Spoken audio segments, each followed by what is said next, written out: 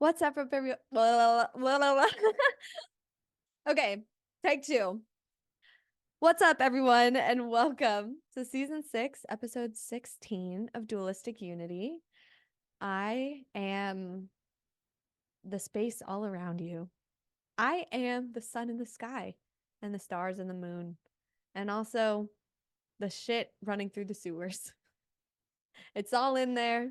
I'm all of it, and my idea about what I am really doesn't matter. It's just one lens out of an infinite amount of lenses that could exist. And although I appreciate my specific shade, I see it for what it is. And it's cool to know that at once I am Jackie and God at the same time. I am a dualistic being, and it's fun to explore.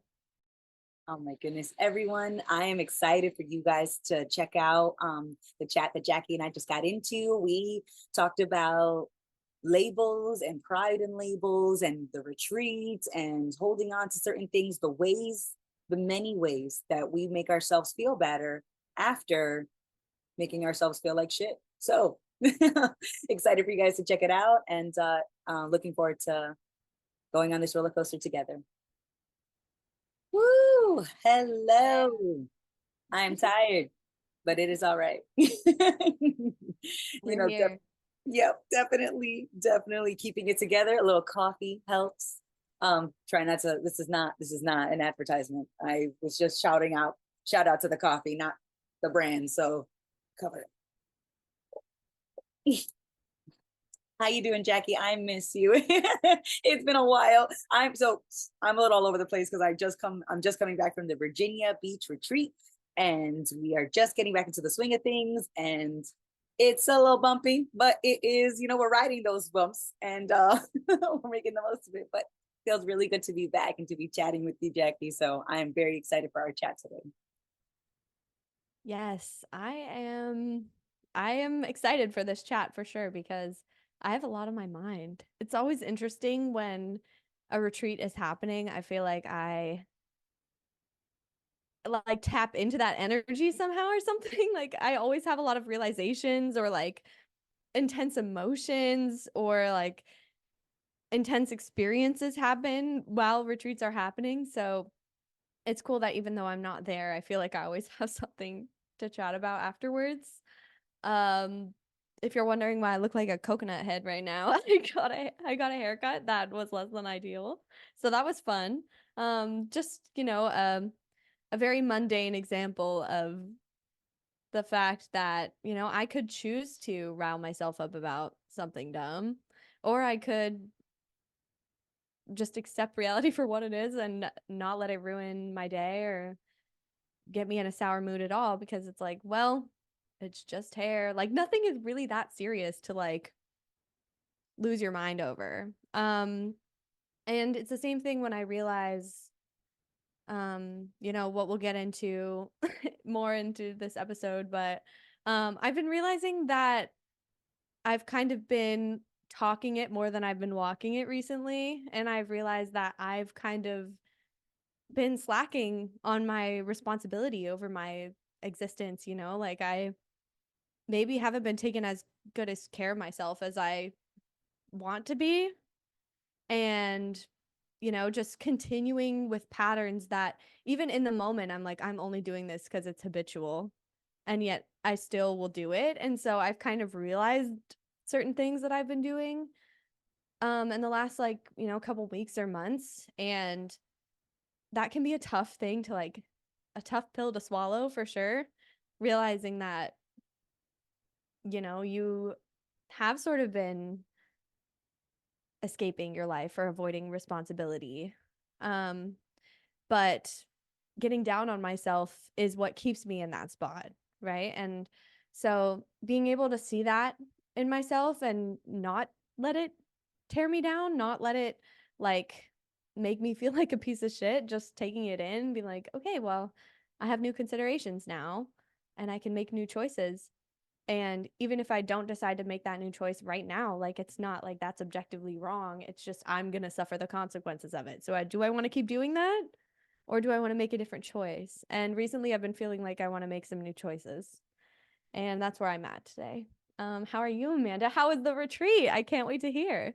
Oh my goodness. I am loving everything that you just said, and you are beautiful. I just want to take a moment to appreciate. And, the bangs may be shorter than you wanted, but they bring my eye to your face and your gorgeous cheekbones and your beautiful eyes. And so it does bring it does shape your face nicely, I think. So even though it's a little bit shorter than you expected, I do think that the bangs do still shape your face in a very flattering way. And so I still think you look beautiful. And this gives you an opportunity, like you said, to make a new choice. And if you can't have fun in exactly the way that you thought, you could still have fun somewhere else. Like this is where you can have fun with your shoe game, with fun socks.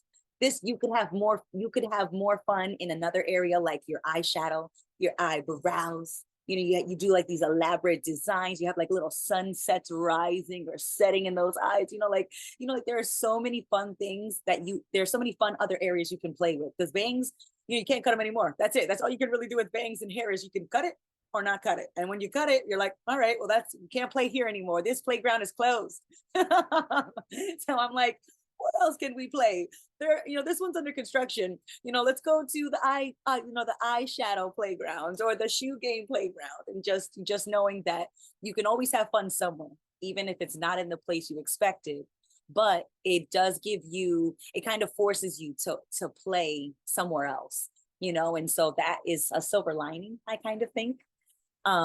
This retreat was incredible. They're all incredible. So who am I kidding? They're all amazing.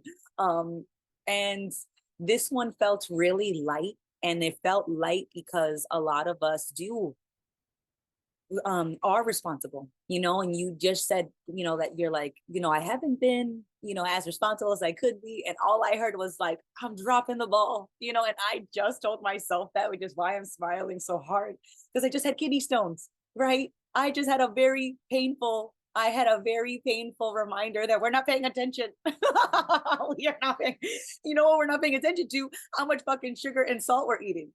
And if you don't pay attention, it builds up, and so like, of course, it blew up. But thankfully the kidney stones hit before the retreat, so we got to pass them. It's so painful, right? And so I was like, oh my goodness. And so, after the kidney stones had passed, we thought twice about those damn donuts. We thought twice about the cookies and the salty pretzels and eating extra and adding extra salt and adding extra sugar and drowning our waffles in syrup. We have a decent, healthy amount. But, we think twice, we think more about that, because now, I dropped the ball.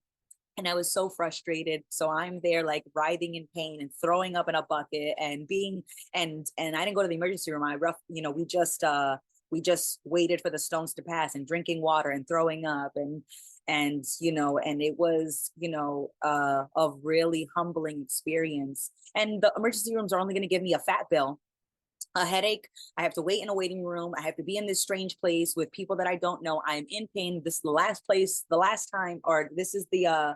last environment that I want to be in when I am in like 7 out of 10 pain, and so I was like, and I don't want the pain pills that they're going to give me, because it's not that bad. Like, it's not like it's killer, the stones will pass. And the nausea, I don't like taking nausea medication anyways. So it's like, well, throwing up is not that worst thing in the world. And neither is dealing with intense abdomen pain. We're tough. And I think we forget that a lot of times, how fucking tough we are and how much you can take. Yes, this is a lot. And that was one of the insights at the retreat. Very often we think it is, too much. But what if you just looked at it as so much? Like, there's so much, right? There's so fucking much to feel. There's so much to pay attention to. Of course, we're going to not pay attention to every single thing. Like that's like, for me, that like this idea of perfection, Like I'm supposed to be paying attention to everything. I'm supposed to be responsible in every category, and there's no fucking way. So I'm gonna pay attention. I'm not gonna pay attention, and then I'm gonna either have extremely painful reminders or gentler reminders that we're not paying attention, and then we can just shift and pay attention to this or find ways to pay attention more often, but not have this expectation that you have to be responsible and never drop a ball. And I feel like it ties well with the insight that I think Ray had at the retreat, which was just that, you know, it is so much, but it's not too much. You can handle it, you know? I love that. Yeah. Because it's only too much when we decide it's too much. So we're like placing like a border around what we think we can handle. But like we're the one that's making that limit, right? We're making that threshold. And then what you find is that life continues to push you outside of that and you're like, "Oh my god, that was a lot." But you get through shit. And oh my gosh, I'm really like I know I know things aren't objectively good or bad, but holy shit. Kidney stones. I'm so sorry, Amanda. That sounds fucking brutal. But you know what's crazy is that while you were at the retreat, I had a UTI. So like our urinary our urinary systems are going through some shit right now. What the hell? Yeah, maybe let's drink some water. Um, but yeah, there's just there's I don't know. It's like there's an infinite amount of things that we can experience, and as long as we continue to exist through them, like that just shows how strong we really are. And I like that you use that as an example of like a painful reminder of just like, oh yeah, you're not paying attention. Because I don't know, we do put so much pressure on ourselves to like spin plates and like never drop a ball and pay attention to like so many fucking things. Like especially in our modern world today, like there's so many things that we just have to be aware of and maintain and like I don't know, dumb shit like renewing your car registration or like paying your taxes or I don't know, like things like that. Just so many things that we have to remember and like tasks for work and then like maintaining all your social relationships and remembering everyone's birthday and like remembering to I don't know, there's a billion things. Take out your trash on time. Um plus all the things on your calendar, like it just can feel like so much. You're not even And including remembering all my insecurities and fears on that list, you know? exactly. Like all the things that we think people are going to judge us for and we have to maintain like our appearance, everything, the way we speak, the way we stand in a room, even things like that. Like we just create all of these expectations, but in reality, like reality is not imposing those on us. We are creating those based on like our ideas about right, wrong, good, bad, like success, failure, you know, like the things we want to be. Um that is what creates all the pressure and suffering, and in reality, life is just kind of self-refining. Like, yeah, you'll be doing your best and then something will happen and then you'll learn to pay attention and then it won't happen as much anymore, right? And you kind of get better at handling everything as you go. But not by like consciously thinking about and trying to control and like already see things before you see them because we can't. There is so much and it's never going to be too much, but like we need to give ourselves a little bit of fucking grace. Like I think even recently I've had so much pressure on myself to be perfect and like have all my shit together. And I like was kind of feeling a little bit down the other day because I realized like I'm not taking really that good care of myself. I've kind of fallen off of my yoga practice. Like I'm not eating as well as I could be. I might not be spending my money as wisely as I could be. I'm probably going out too much, right? But like these are all like where did those standards come from? Where did that bar come from? And why is it so goddamn high? Like why do I have to do everything right in order to feel okay about myself? And I realized that it's just like, it's kind of an avoidance tactic.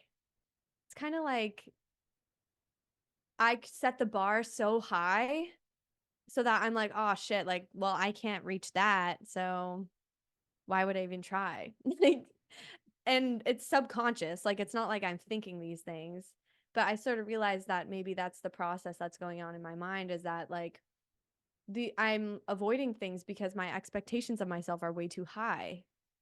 And that's not what I want. Like I want to be able to express myself freely, so why don't I do it?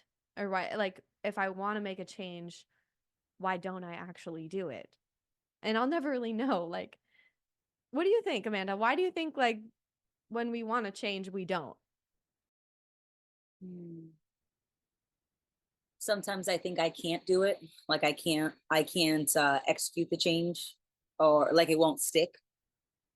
So there's like a lack of uh trust in the follow through, like um sometimes I'll think, like, oh, why even bother trying to get back into a fitness routine because I'm just going to give up anyways.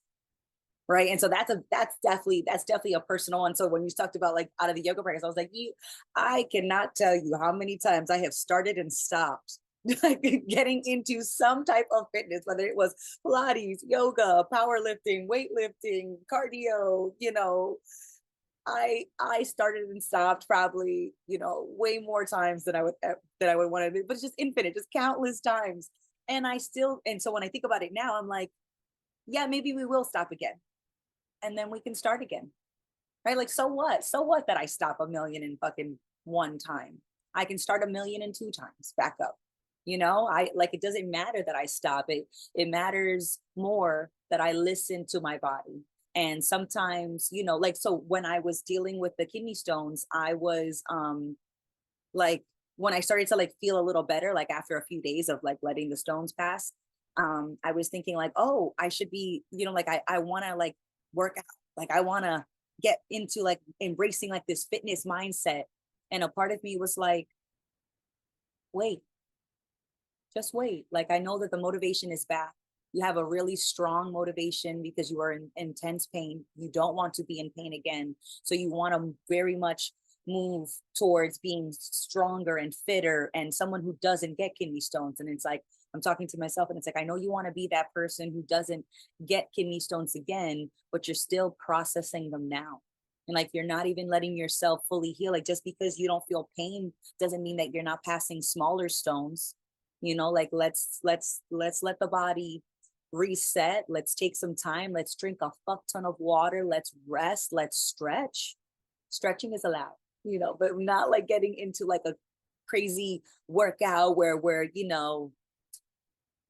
trying to do some high intensity training so that we can just feel better. Right. And that's what I told myself. I was like, really, the real reason why I want to work out right now, like day 3, is because I want to feel better about my relationship with my fitness, with my body. And I don't. I feel guilty. I feel shame. I feel disappointment. I feel frustration. I feel embarrassment. I feel all of those things because, at 31, I should know better. At this age, I should know how to be drinking enough water and how to be incorporating my fitness. And I should know all of these things. Why are we still going through this? Because I've had a kidney stones a couple times. And so it's like, did we not get it? Did we not, are we an idiot? Are we blind? Or, like, what is it? So I went through all of those things and I admitted to myself, like, I only really want to do it right now because I want to feel better that I haven't been doing it. Instead of just accepting that my attention was focused somewhere else. I valued my work. I valued working on DU projects. I valued hanging out with my friends and going out. I valued all those things more than I valued my relationship with my physical body. And that's okay. We had a blast. I had a blast. We loved not paying attention to the body. Okay. Like, let's not get it twisted. And so I enjoyed it for what it was. And it came at a price. It came, it's so funny. I was talking about freedom of speech the other day and, how you should be able, to say anything. And you can say anything. And at that time that I had this conversation, like a couple days ago, I said, but That doesn't mean that you don't have a consequence to what you say. And then I kept thinking about that, and I was like, yeah, but consequence has like a negative connotation, like punishment. Like you can say anything, but not without punishment for certain things. And then I thought about that, and I was like, what am I trying to control? Like how I feel when someone says a certain thing that I don't like. So I was like, okay, well then, okay, so let's take consequence off the table. And how about there's always a ripple, right? No matter what you do, no matter what you say, there will always be a ripple. Sometimes you like the ripple, sometimes you don't. The ones that you don't, we tend to say are a consequence or a punishment. But ultimately, no matter what you do, no matter what you decide, no matter where your attention is, there is a ripple. And I think not trying to have a certain type of ripple will help. And just kind of accepting that that's always the case doesn't make it such a surprise when it's a ripple you don't like. You're like, ooh, that sucks. UTI sucks. I've had them and they are horrible and they suck. More water, right? Like more water. Kidney stones, they suck. More water. Well, like something so like, I feel so silly. I'm like, oh, I'm torturing myself because I'm like not giving myself water. Like, like such a simple, small thing. And it's just, like that has a ripple. And so we can change it. We don't necessarily love this ripple, then we can change the way that we're riding the waves, and we can change the way which waves we catch because we're paying attention. So we're out in the ocean. You really kind of don't want to ride fucking tsunamis, right? Maybe the tsunamis, we don't go into the water where, maybe we see those and we're like, you know what, I'm gonna wait for the next round. you know you know but if we're not paying attention, oh my god, I'm riding the tsunami. It is not working. It's not like that. You know what I mean? Like I'm getting swept away and carried. There is no more control. I mean, there's no more influence that I'm just like kind of swept away in the current of that giant tsunami. Like, you don't ride tsunamis. They crush, they destroy, but when you're not paying attention, it's very easy to end up on a wave you never expected. So just by paying attention, you just, you can watch the ripples, and then you can better adapt. But when I think about change, I think that, it's thinking that you have to be one thing, and that's not the case. So it just makes more sense that you don't think I have to change to become something. It's just I can pay attention, because no matter what I do, no matter what I look like, no matter what kind of person I am, everything that I do, whether I say it's good or bad, has a ripple. And those ripples are sometimes good or bad depending on how I see them. So it's like, just pay attention. Pay attention to right now, and you can better adapt to whatever the moments, whatever reality is. And reality doesn't have one type of person that does well in it. So I think not trying to change myself to become a certain type of person is going to help. And I think all the times that we try and we start and stop, we realize that we were trying to be a concept. We were trying to live like we were a concept, and it didn't fucking work. And no matter how many times we try, no matter which concept you pick, it's not going to work. So you're not changing to become a person. You're just changing because everything's always changing. So I say that those are my thoughts on why sometimes it feels like you're not changing, but I think it's that you're not becoming the concept that you're trying to be. Yeah, it's like we try and like force ourselves into this concept, and yeah, if it's not in line with where we're at mentally, like with what our life looks like, and like what's realistic for us within our environment and where we're at the time, like that shit's just gonna fall off.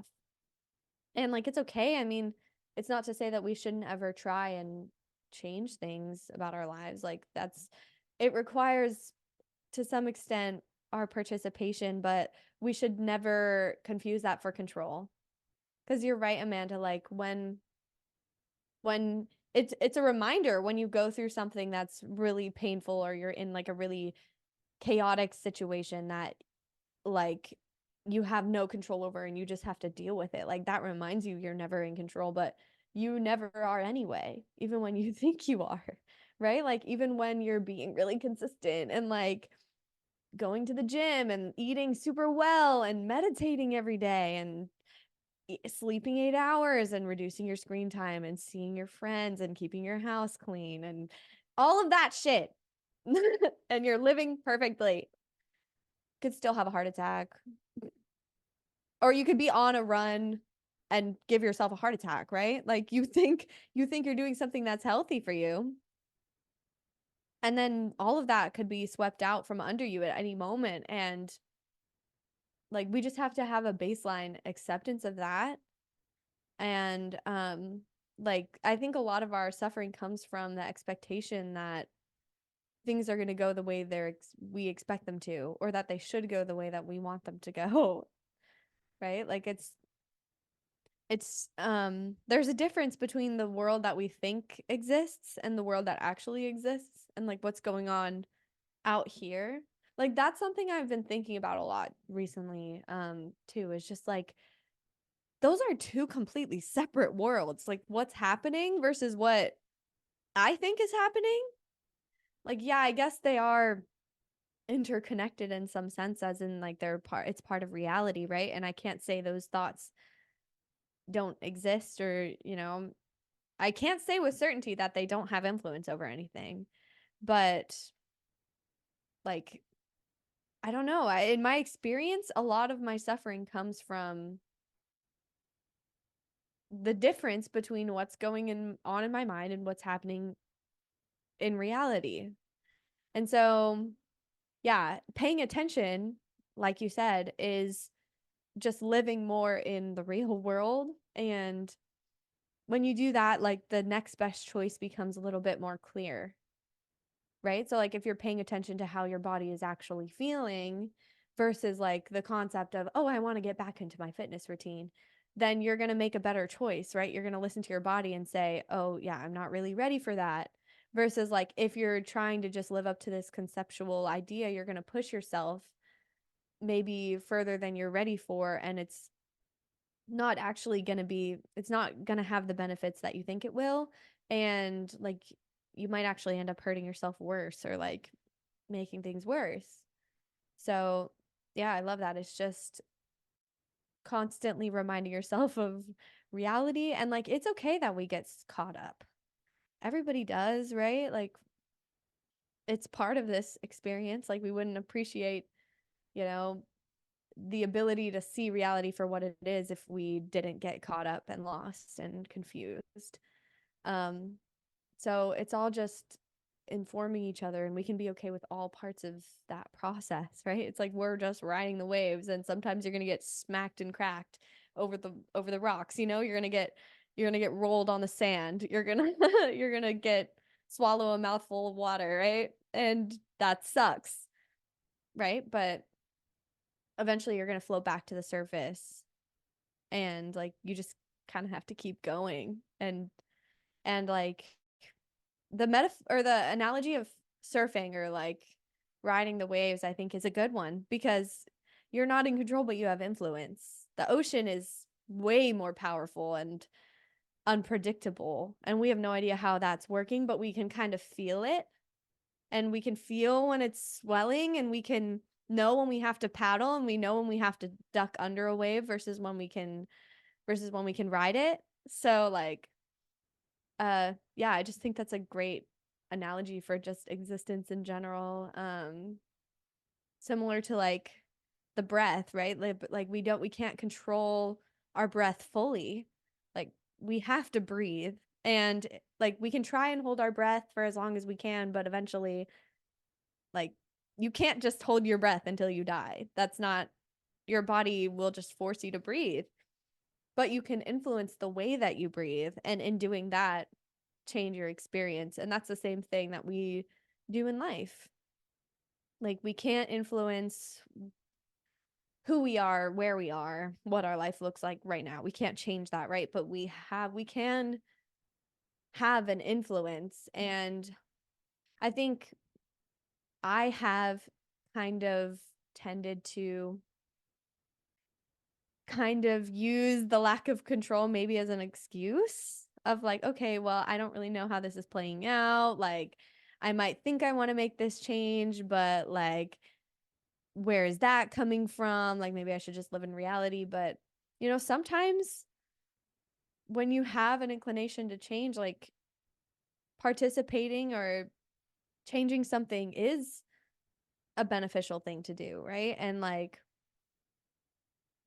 I don't think that's something to be completely written off. Like, our influence is still very much important.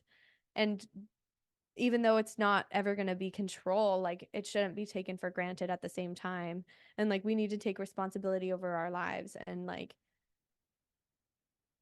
do what we can, right? Like, and that never should be like a specific bar that we set, but I think it's more of a feeling when you're living out of this place of responsibility where you feel like, okay, yeah, maybe I'm not doing things perfectly, but I'm learning and I'm embracing change rather than, you know, remaining complacent and comfortable.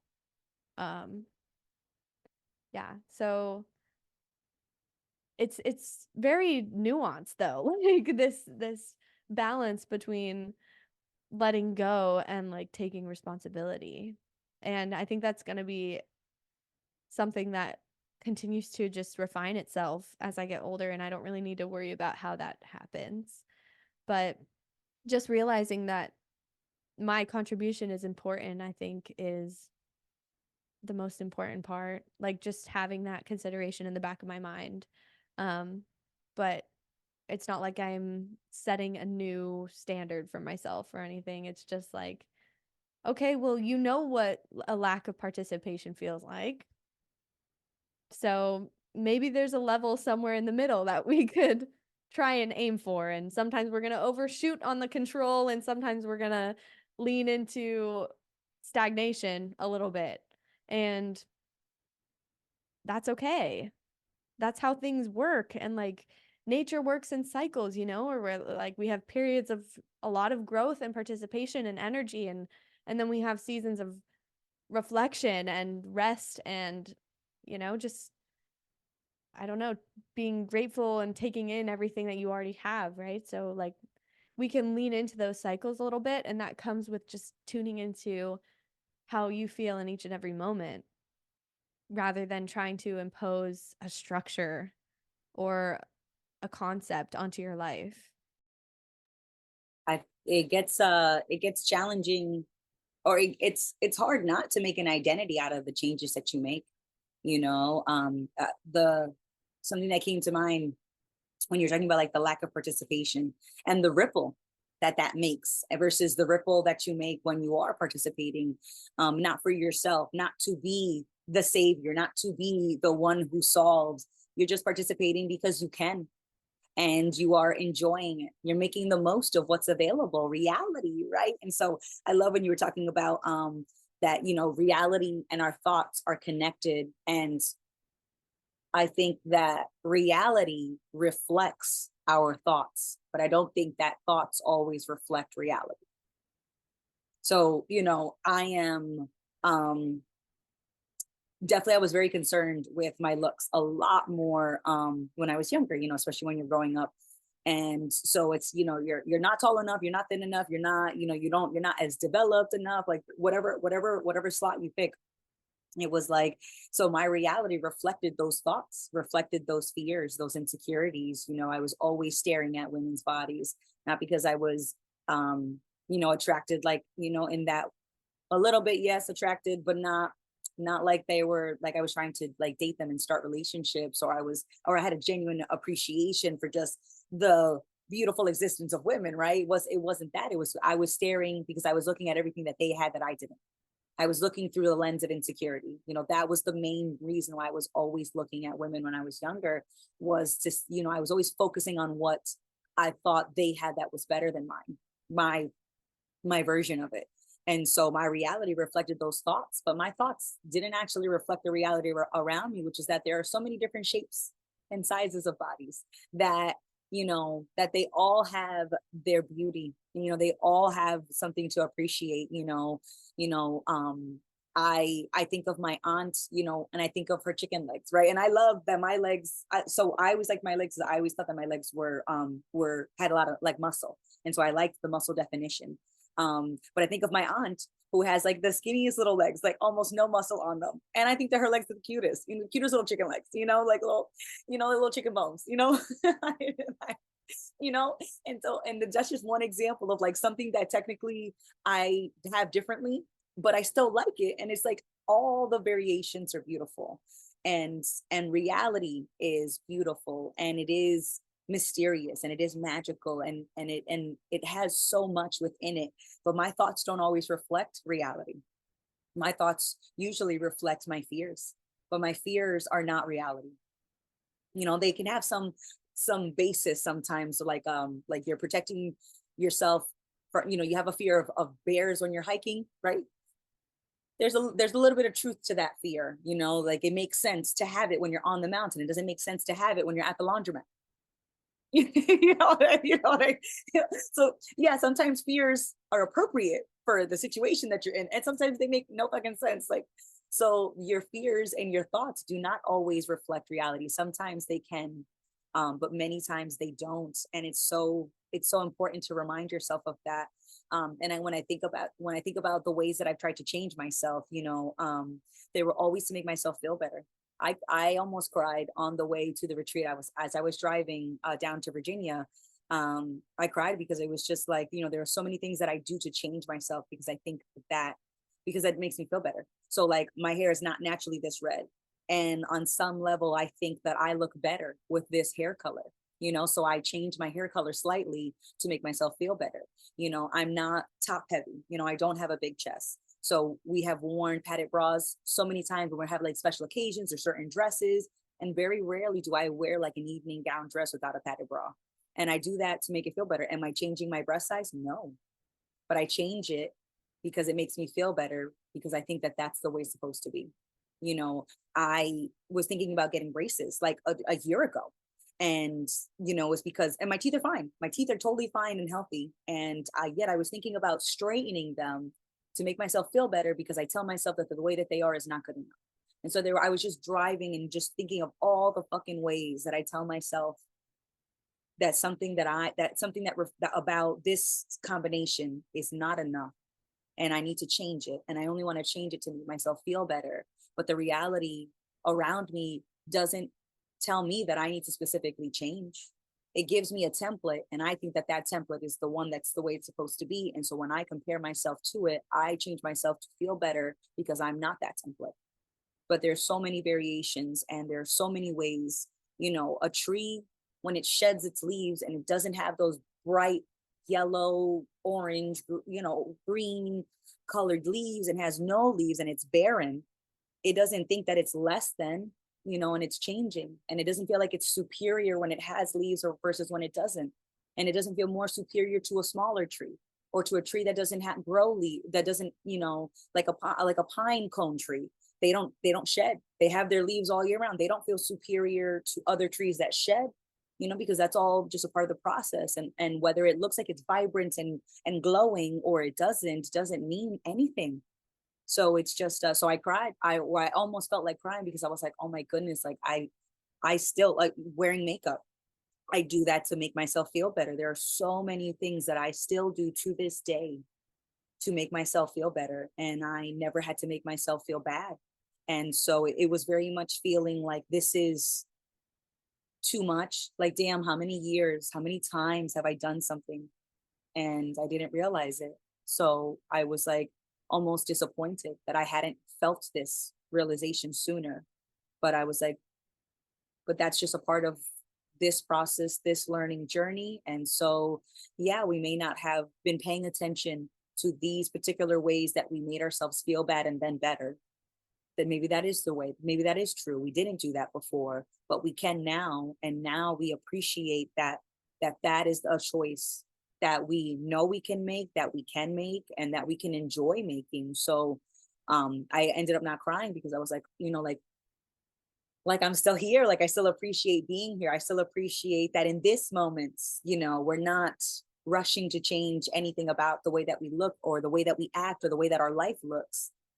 We're just enjoying that we can enjoy it regardless of my opinion of it. So it was very much feeling like this is so much, but it wasn't feeling like too much. Yeah, Amanda, that's really relatable. Yeah. like I think about that too all the time. It's like, well, what, like, that's, I was so cruel to myself, and I am still so cruel to myself, and I don't fundamentally, I mean, I do accept myself fundamentally, but still, like, I try and change things. And if I'm being honest, not everything is purely because I want to. Like, those expectations and, other other people's opinions, whatever, it's still like very habitual to want to cater to that. And it's funny though, because what I've realized, like, is that what I thought other people were expecting of me or like perceiving me as, that was only ever my lens. And that's what it is. Like, I like how you said, like, the way that our thoughts color sort of the way we view reality. It's like a lens that we put over just like the plain perception of what's actually happening. Like, our thoughts are just like a layer over that cover that filters everything that we're seeing. And I was listening to the audiobook of The Untethered Soul by Michael Singer. I don't know if you've read that book, but he said something that I thought was really interesting. Like, he described the reason for like us having an inner voice as just because otherwise reality is just stark and cold, right? And like completely uncertain. We have no idea what's going to happen. So like the reason that we have that inner voice is to make us feel more comfortable with our existence and to like, sort of have it feel like almost like there's somebody else there. Like, there's like a dialogue that's going on, and like we have a relationship to the things around us rather than just being a pen. It's my pen and I've had it for this long, right? And so everything becomes a little bit more familiar and less foreign. And so I appreciate that about my thoughts and my inner voice. But yeah, we have to pay attention to like whether what it's saying is helpful for us to continue to keep thinking, and whether it's making us more comfortable or if it's causing us more suffering, right? Um like the inner voice telling us, you look bad, go put on makeup, right? That might not be something that we want to keep investing in, because over time it becomes habitual, and it's like then when you go out without makeup, rather than just being like, okay, this is how I am and that's fine because that's how I am, right? It's like, no, there's something wrong about that. And yeah, there's just a difference between what the voice is telling you and what's real. But I do appreciate the fact that it's there, because I don't know, growing up you needed that like inner voice or something to make you feel like a little bit more comfortable and like to have a relationship with reality rather than just like existing in this way that's sort of empty of feeling or color and just like plain existence. It wouldn't be as magical, right, if we didn't have this inner experience as well, but it's not always going to be pleasant, right? And so like being able to see it for what it is what allows you to use it as a tool and not have it just run your life and take you further and further away from reality. Like, it's not evil to think certain thoughts about yourself, whether they're good or bad. It's not evil or objectively wrong, but it's just not true. And like, it can inform the way that you move around, but it's not going to be like what you think is what should be happening um by any means, right? Like, what you think is just what you think, and it can alter the way you behave or what ends up turning out in reality, but it's not deterministic in any way. It's just kind of like commentary That's, I think, a good way to put it. It's just commentary. It's like just trying to make some sense of something that doesn't make any sense, but the commentary is very fucking different than what's actually there. Yeah, right. Because I have definitely had some wild thoughts, man. Thoughts that about murder, thoughts about bank robberies, racist thoughts, sexist thoughts. I have thought some really messed up thoughts, and thankfully we didn't hold on to them. We didn't hold on to them long enough to make an identity out of it. You know, I don't think that because I thought sexist thoughts and I had my whole man-hating phase that I am a man-hater for life. You know, like, yeah, we thought those thoughts, and we thought those thoughts a lot of times, you know, down with the man, you know, in every sense of the word. You know, when we thought about, you know, racist thoughts, you know, it was just to make me feel better. You know, I wanted to feel better about the gender that I was in. I wanted to feel better about the race that I was in. I wanted to feel better about the economic place I was in. I just always wanted to feel better. That's where those thoughts were coming from. So it's not that I am upset. You know, I am a little nervous sharing this like in such a public way, like I had these thoughts, and it's just, you know, like, but when I think about why or where those thoughts were coming from, it's insecurities. And I was just trying to feel better about the group that I thought that I was in, because I thought that that meant something about me. I thought that I was the concept of being a Spanish woman, you know? And so I thought that because I was a Spanish woman, everything else that wasn't a Spanish woman was was anti me. And so it was like, you know, well, I'm so glad, you know, men are all horrible, or any other race is horrible. You know, and that was, it went against, you know, it went against everything that I thought wasn't me. Every single thing, every group that wasn't in the group that I was in, I wanted to be against it because I wanted to dominate it, because I was scared of it, because there was a division, and the division created more fear, you know, because I thought, you know, if we don't do it, they're going to do it. You know, like it just, and so I thought those thoughts to feel better, you know, but thinking murderous thoughts doesn't make you a murderer. You know, thinking racist thoughts doesn't make you a racist. You know, thinking sexist thoughts don't make you a sexist. It's what you do. You know, it's what you do. And no matter what, there are more times that I treated other people like a whole person than treated them in a way that made me feel better. You know, there are times where I absolutely was, you know, completely divisive. And there are plenty of examples. But when I think to the bulk, you know, there are more times that I connected with people that I thought I had nothing in common with. You know, and I appreciate life. I appreciate reality more than I appreciate the feeling of feeling better. And so that's where we just happened to fall. And I'm so glad that I didn't make an identity, that I didn't hold on to the fact that I did think those thoughts, and that I did think those thoughts were right. But I was just being insecure. I was just being a little bitch, and I couldn't admit it. And so I wanted to blame everyone else, you know? No, thanks for sharing that, Amanda. And I'm in the same boat. Like, I think that's true of everybody. Like, where you stake your identity, it's like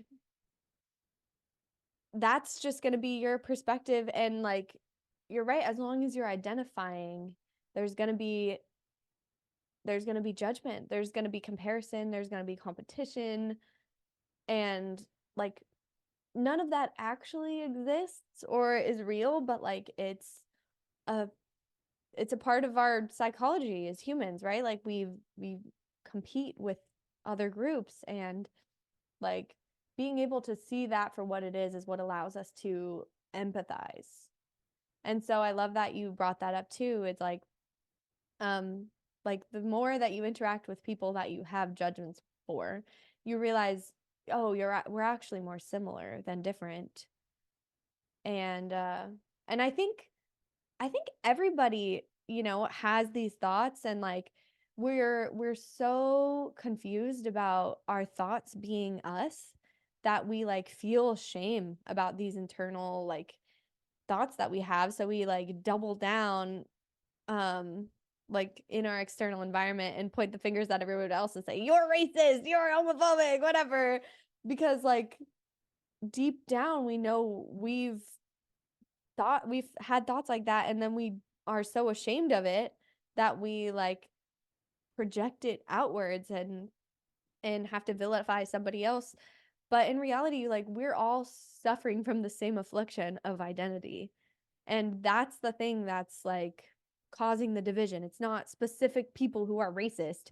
It's not specific people who are sexist or homophobic or anything. Like, our like no, it's just identity in general. Like, that's what's creating the separation. And yeah, but there is still a very big difference between what you think and reality. Like, our thoughts don't define us by any means. Like, and I guess you could say our actions define us, but I don't even think that's true. Like, we're all just people experiencing, doing the best that we can. And like, none of us can be defined as any certain way or any type of person. And like, when we recognize that, that's when we can, heal from this division that is so pervasive. Like, we have so many different identity categories that we hang on to, and like, it's it's a plethora, right? And none of them really are that necessary or beneficial. And we're all in the same boat. So, yeah, I think there's no point in shaming yourself for the things that you think. And that can kind of just bottle you up inside and like create this part of yourself that you shove down and you say is wrong. And I think in order to feel like fully okay and like integrated with yourself, you have to be able to look at those parts. And I don't know, for me recently, I realized I had a lot of internalized homophobia. And I realized that because I realized I was into girls. And I realized that up until this point, I didn't know that about myself because I had a strong perception of myself as being straight. And I guess I did have a internalized sort of like, I mean, I grew up in the church and everything, like, and I think I did internalize the fact that I should be straight, and like, maybe being gay was like weird or wrong. And that's just not the case. And the more that I've been able to like look at those ugly, maybe not so nice parts of myself or habitual thoughts that I've held on to, like, the more I've been able to see them for what they are and integrate them. Like, be like, no, it's okay that you thought these things. You're not a bad person and you can move past it. And I've been able to accept more of myself by realizing those things. And so I think like a lot of the judgments and divisions that we hold on to is just not us not being able to accept certain parts of ourselves. And so we shove them down and then we project that judgment outward. And so, yeah, it's like, as more of us become more accepting of ourselves, I think we'll have a much more accepting and like open and loving society. Because right now there's just so much division and hatred. And I think it's because we're all not accepting of ourselves. Oh yeah, absolutely. No, thank you so much, Jackie, for bringing this up because, sexual identity is such a mindfuck. Just thinking of like the way that we're raised, definitely raised to be a straight woman, definitely was not raised to like women in that way. Um, and it just even the concept of just being straight, like, is just unnecessary. Because you just never know who you're gonna resonate with. Let's say you meet someone, they happen to be a woman, right? You take if you could take their personality, take their life experiences and shove it into a man's body, there's a good chance you would like that experience of that person, because you're not only enjoying someone's it's bits and pieces, you're enjoying the experience of someone, right? So the experience of someone you could like regardless of what happens to be underneath their skirt. And I say skirt because men and women can all wear skirts. So you don't know. You don't know what's underneath that skirt. If you get an invitation, you appreciate it, you know? But I just think that it's not, it doesn't need to be so black and white, you know? I definitely love, I love ladies. They are gorgeous and wonderful. And I have been with a few and it was amazing. It was an amazing time. But I don't identify as being, you know, bisexual or gay, you know, and it's just because I'm like, I don't want to date, you know, in my mind, I'm like, I just been there, done that. I'm all set. You know, I'm not interested in doing it again.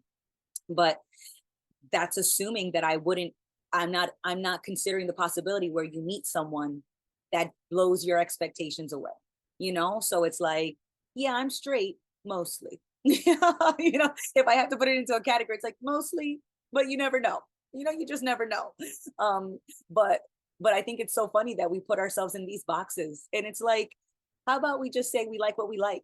And at the moment, you may like someone that happens to be a man or somebody that happens to be a woman, you know, someone but it doesn't really matter that, you know, what's between their legs unless you know, until it's that time behind, you know, closed doors. But so many times you put yourself in a box and you think you have to be one thing, and you're totally excluding the possibility that somebody could, you could meet someone and they could just, you know, really, you could really enjoy the experience of them, and it wouldn't matter what's between their legs. You know, you would just be open to them. And so I think it's funny that we have to identify as these boxes, and really we're just putting on a mask. And you're saying you're straight, you're saying you're gay, and it could be, for the most part, yeah, that is true, but you just never know. And that's what keeps coming to mind. It's like, you just never know. You know, I tend to love dating men. I thoroughly enjoy myself, but you just never know. Yeah, no, like this experience where I realized that I'm also into girls is like that. I never saw that coming. Wow, but like the more that I open, the more if I let go of identity as being something that's real, or like new opportunities present themselves, and like you're able to experience more of what you are, right? Because you're not trying to be anything. And yeah, and even though I've realized this about myself, it's not like I'm saying, oh yeah, I'm gay now, I'm only into girls, or like I'm bisexual, I'm into both. Like the label is so fucking unnecessary. And like people want, like, it just feels like there is sort of an external pressure to identify. But I want to be part of that change where it's like, no, you don't have to label, and the label doesn't mean jack shit. And like, I don't know, I know there's like discourse between like lesbians and like bisexual, like gay people and bisexuals, like they, like gay people think bisexual people are just kind of confused, or that they have internalized homophobia, so they can't say they're fully gay, like they want to still be able to marry a man, like all of this stuff. Like how about we all just recognize, okay, like we don't fit into the societal blueprint of like what we should be, like, and that's okay, we can be whatever the fuck we want. And that sort of comes in with the trans debate as well, right? Like of being like, yeah, you're right, like we aren't, like maybe our gender doesn't have to, our gender at birth or whatever, our sex at birth does not determine how we need to express our gender, right? Like that's completely true, but it's not that you have to identify as the opposite gender. And I think that's where the conflict comes in. Like obviously we all want to be free and express ourselves and our sexuality and our gender and all of that however we want. And I love the sentiment of pride and like being proud of whoever you are and unapologetic, right? But I think we've conflated pride in just like yourself, the reality of what you are, with pride in a label. And the label is not what fucking matters. It's you. Like you can accept yourself and be whoever you want to be. And it's not dependent on like jumping from one label to another. Like stop making it more complicated. You can just be yourself. And I'm really in loving just like seeing how I express myself when I'm not trying to express myself in a certain way. And the person I am right now, like, I'm almost unrecognizable to myself. Like, when I think about the person that I used to think I was, I'm not her anymore at all. And I love that because I've never been that, right? I've always just been Jackie. And so sort of like with this realization of my sexuality as well, it's like um I'm like, okay, well, what else is in there that I haven't been able to look at? And it's also like I thought I would have this big emotional reaction or like feel very different, but no, it's like I still feel exactly like myself. And of course, because I've always been myself, and it's not like breaking out of a label changed anything in reality.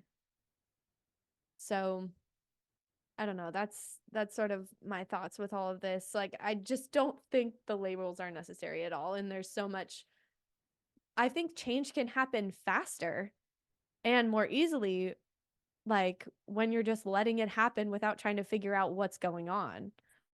Oh my goodness, Jackie. I love this. And you were like, we love the pride.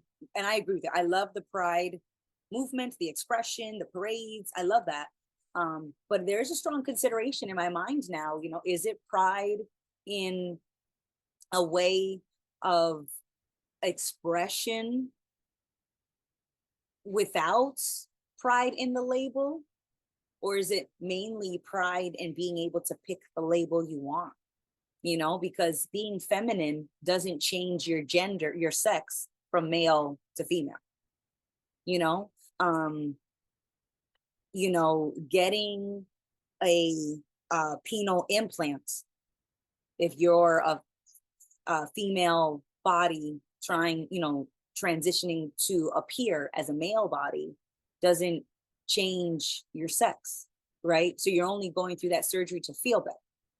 And that's rough, like and I say that as someone that spent so many of my years changing my appearance, changing my behaviors to feel better about the box I put myself in. So I'm certainly not speaking from a place of of authority, definitely not. But I was just thinking about being feminine, and how being feminine didn't make me more of the concept of being a woman. Didn't make me more of that. It just made me feel better about looking like the concept that society gave me. So, I love that you brought that up.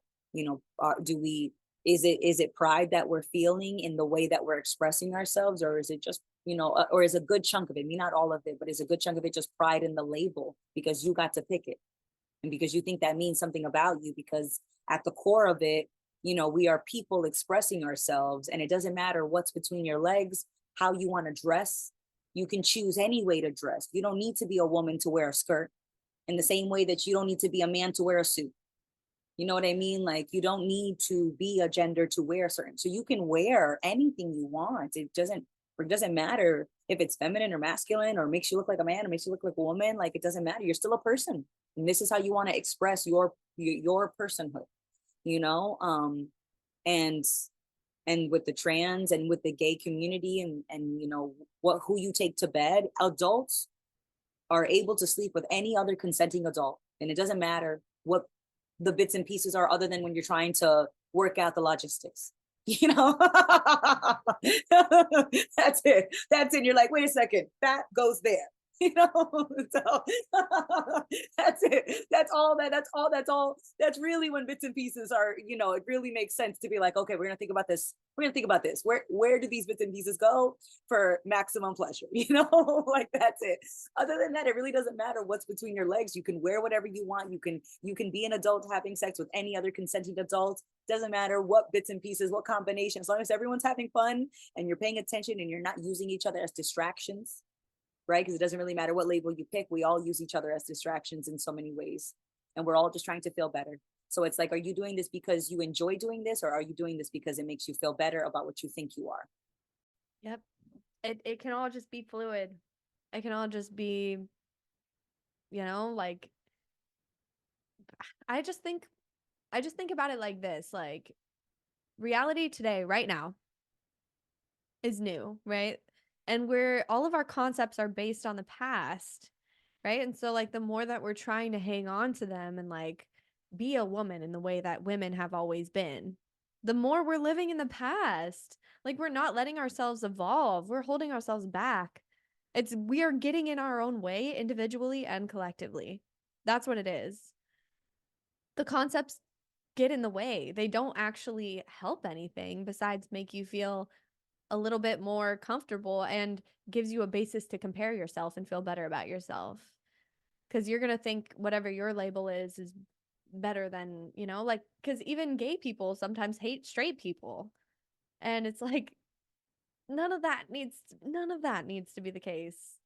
Like, everyone should just be allowed to like what they like and do what they want freely without really worrying about how that makes them look to other people. All of us push against that. All of us just want to be able to be exactly who we are because that's the easiest thing for us to be. And like all of us collectively are suffering through this psychosis of like thinking that there's something fundamentally wrong with us or that we need to be different. And when we realize that all of us are thinking that, it's like, well, why the fuck are we doing this to ourselves? And it's just because we're in pain. It's just because we're insecure and we think that we are what we think we are. It's like once you realize there's a difference between what you think you are and what you actually are and what you think is going on in the world or who you think other people are versus what is actually there, like the judgment is pointless. It's baseless. And everything is perfectly acceptable and fine exactly as it is, including yourself, and you can live with that in mind. And sure, like the habitual thoughts might come back, but again, like as long as you see your mind for what it is, as just commentary, um you can see through it. And then you can live more authentically and more empathetically because even though you might perceive a division, you know that it's not true. So, yeah, and I don't know, like pride, it's not just for the gay community, right? It can be for anyone at any time. Like we're allowed to be proud and unapologetic of whoever the fuck we are. And like I don't say this as anybody who has it figured out. Like I can't say that I fully embrace every part of myself yet. You know, I'm working on it. And maybe I do have moments where I feel very at peace and accepting of myself, but all of that shit is still there and it comes up. And it's not about like getting rid of that either, because I think however I'm working through it is how I should be working through it. Like that's another conceptual box I'm trying to force myself in, right? Of like thinking that I should be over shit by now just because I recognize it. Like, nah, I don't have that control, but I do have influence over the way that I behave and whether I actually give weight to my thoughts and let them influence my decisions. Right? Like I can sort of see the lens for what it is. And I can't escape it ever. Like my subjectivity will always be there, but um like I can see through it and I'm bigger than it and I don't have to let it run my life anymore. And I think if we all can see that collectively, like we just recognize the illusion, the collective psychosis that's going on, like I think change is a lot more possible than we think it is. Yeah, yeah, absolutely. Yeah, definitely change. Well, change, that's the good thing about it is that it's always happening, right? Whether I like the what reality is reflecting back to me or not, change is always happening. Moments that I wish could last forever end. Moments that are miserable, that I would not, dread. Like things, but they change. Like change is constant. It's always happening. It's just that we think we can't change because we think that we're one thing. And I say that both collectively and individually. Like we think we can't, be a responsible person because we imagine that we're not responsible and we're powerless.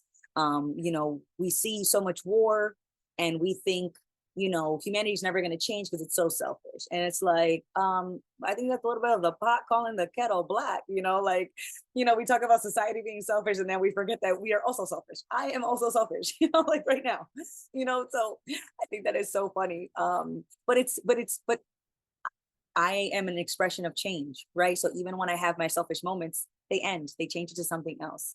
And then we have moments that look and feel sometimes selfless. Those moments change, it's an ebb and flow. And so it's like we worry about not being able to change. And really at best, we delay change. We delay the change we think is not happening. It's always happening. But we very strongly make an identity.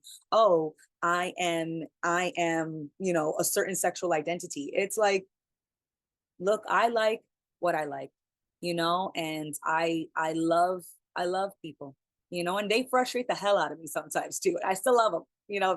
They piss me off and I still love them. Like it's still both of those things. Those things that don't seem to, that in my mind, frustration and love can't sit in the same place, but they do. It's the same place because it's existence. It's the spectrum. I can be both excited and nervous. I can be both, excited and terrified, so it's like there is space for everything. And so I don't ever have to change, like right now, because usually the change that I think of is like long-term concrete. Like I'll want to be like with the fitness, I want to be more fit. And so I think that I need to be a person who lives a fit lifestyle versus someone who just happens to get fit because I'm busy enjoying life.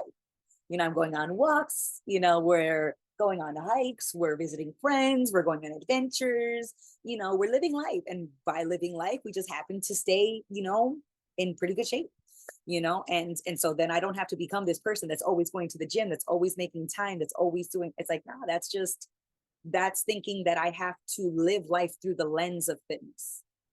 And it's, instead of thinking that I have to live life through the lens of fitness, it's just paying attention to what my body is signaling at the time. Sometimes it's like, you know what, I'm feeling so pumped.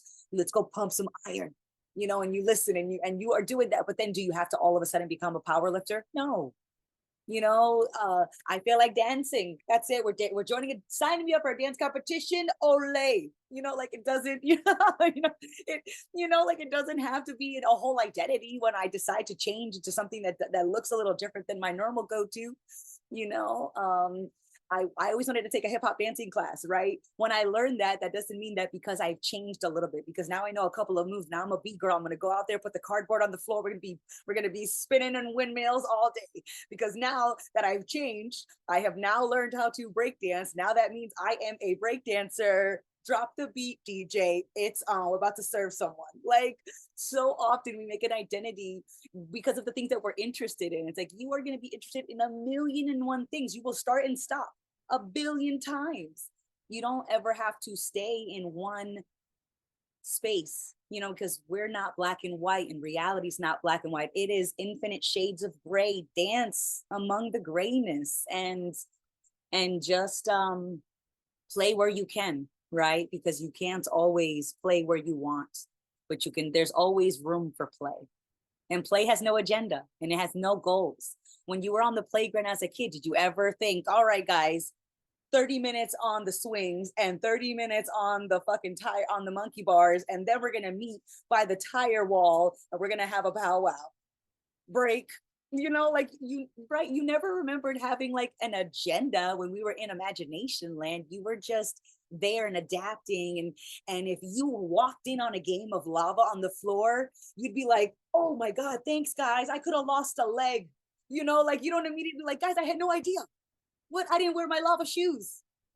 Like, you know what I mean? Like you were just walking on the play, all of a sudden you're in a game and you're like, oh my god, how far does the lava go? Does it reach the back trees?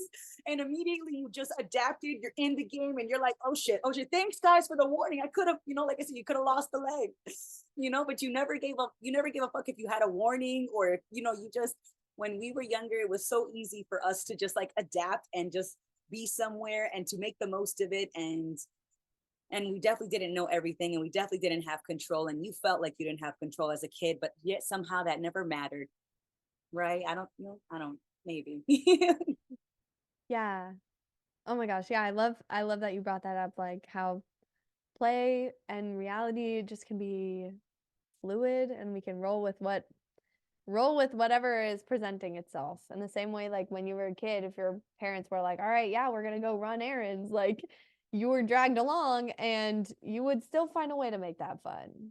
Because I guess you maybe weren't holding on to so many ideas about what should be happening because you knew you weren't in control. Like you, and maybe as adults, we have maybe a stronger illusion of control because we pay the bills, like we live alone, we decide how we want to spend our time.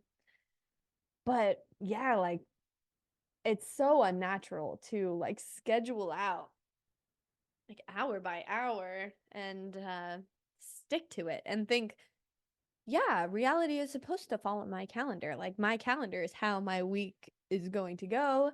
And I know that's the right thing because based on my past perceptions, but another important thing to remind yourself is that your perception of how you're doing or what's going on in your life is just your perception. You can't see all of it. So like you can't fully understand how you're changing or growing. And so it's kind of pointless to work from the outside in rather than just paying attention to how you're expressing yourself and sort of like channeling that rather than trying to force yourself to be one way.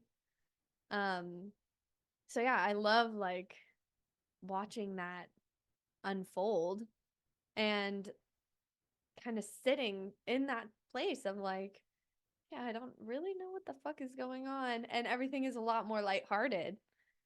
And yeah, I when you brought up the fact that nobody in life, you know, sort of does reality better than anybody else or like is more effective at dealing with reality, sort of made me realize like when I compare myself to other people and compare my life and get down on myself, it's because I think they're somehow they have something I don't.